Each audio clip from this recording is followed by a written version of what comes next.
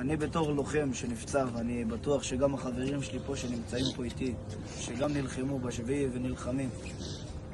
אני חושב שאם יש משהו אחד שמנחם אותנו בלב שלנו, זה בתור מישהו ששוכב כבר 3 חודשים בבית חולים מאושפז, אני רואה את הטוב בעם ישראל בכל הצורות.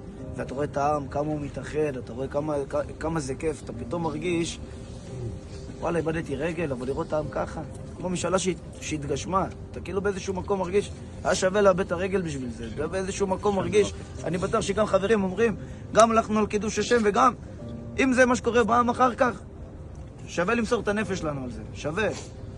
אז באמת, אני יודע שהסרטונים של שי ויראליים, אני בטוח שיראה את זה הרבה אנשים בהם, ולצערי, יש לי הרגשה אישית מאוד קשה, שלאט לאט ככל שעובר הזמן, מתחילים לשכוח.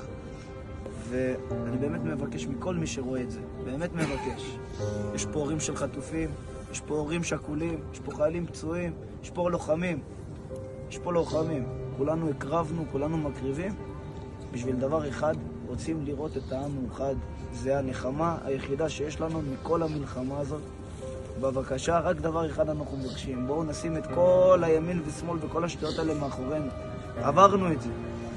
וכמו שאבא שלי יוסי אמר, אם אנחנו לא נהיה מאוחדים, אין לנו שום סיכוי בעולם הזה. מימי משה רבנו אנחנו עם רדוף עד היום.